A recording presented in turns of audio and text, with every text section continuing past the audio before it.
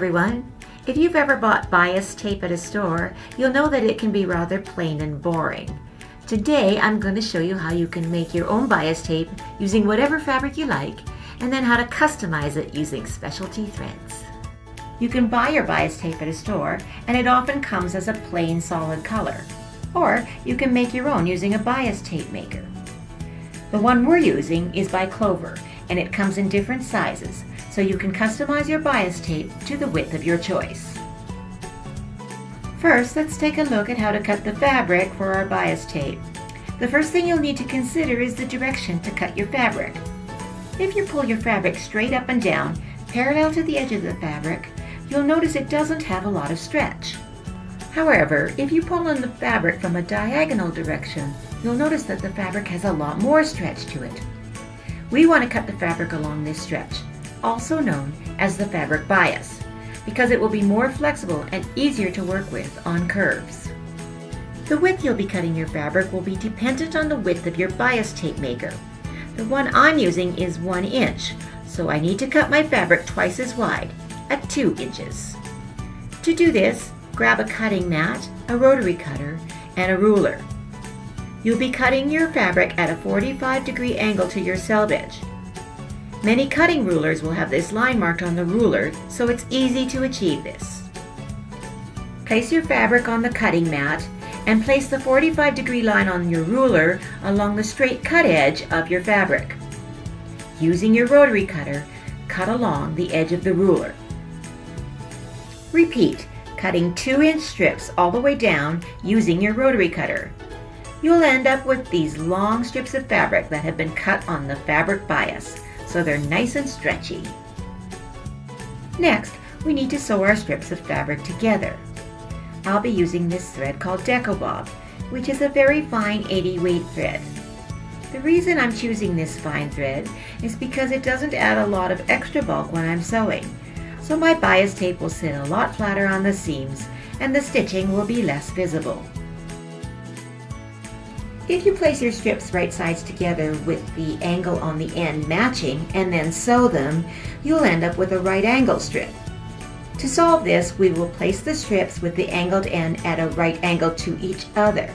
Then when we sew it, we will end up with a nice long straight line. Keep in mind that if you line up the corners perfectly, then sew them with a 1/4 inch seam allowance, your bias tape is going to be offset by a 1/4 inch. So you'll need to offset your pieces by a 1/4 inch to begin with, so they'll match up perfectly when they're sewn together.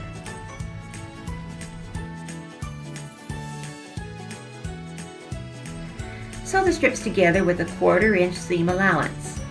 Since the thread I'm using is so fine, I've also set my stitch length to 1.8.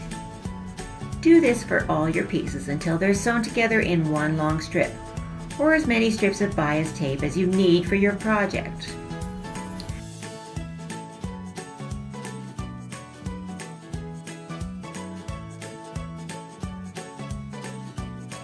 Press the seam open with an iron, then cut away the little extending triangles. Now that your pieces are all sewn together, you're ready to turn it into bias tape. Take your bias tape maker and feed one end of the fabric into the large slot at the end.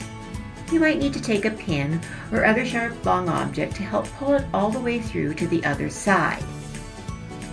You'll see once it comes out the other side that the fabric is perfectly folded into a single fold bias tape. Next, you'll need a hot iron to press the folds in place. Work your way down, pulling the fabric into the folds and pressing it in place with the iron until you're finished pressing your entire bias tape. At this point, you have the choice of whether to leave your bias tape as a single fold or turn it into double fold bias tape. If you want a double fold bias tape, fold your piece in half, offsetting it slightly so that when you stitch it down, it is sure to catch the underside. Remember that if you make a double fold bias tape, your width is going to be halved. So my 1 inch wide bias tape is now going to be 1/2 inch wide double fold bias tape. Now I'm ready to do some stitching on my bias tape. Since my fabric is now stretchy and liable to warp when I stitch on it, I need to add a stabilizer to the back. This is an iron fusible tearaway stabilizer that will stay in place while I'm stitching and can be removed after I'm done. Now I need to consider the thread. I've selected a 12-weight rayon thread called Accent. Rayon is soft to the touch and has a beautiful shine, making it an excellent choice for any clothing or worn accessory. 12-weight thread is also quite a bit thicker, so my stitches will really stand out. The next thing you need to consider is what decorative stitch you want to use. You can choose anything you like, but I'll be choosing this larger, more decorative stitch that will work well with my 12-weight thread. When sewing on double fold bias tape, you need to align your stitching on one fold only. Test it to make sure your decorative stitch doesn't run off the edge.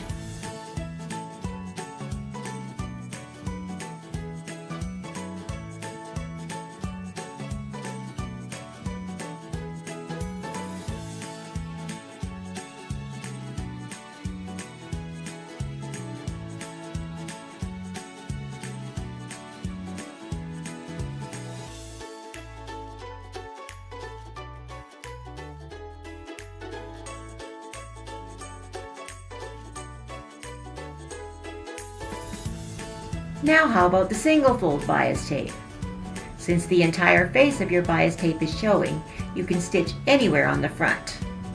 I'm using another 12-weight thread called Glamour, but this one has a strand of metallic running through it for some extra glitz. This thread is especially nice to use anywhere that requires more embellishment, such as evening wear or wedding dresses. When you're finished, don't forget to tear away the stabilizer from the back side. These heavyweight threads create a beautiful accent that can be added to anything. I hope you've been inspired to try new things with your bias tape. Leave a comment below and let us know where you would put embellished bias tape. If you like this video, don't forget to give us a thumbs up and subscribe for more great tips and tutorials. We'll see you all next time.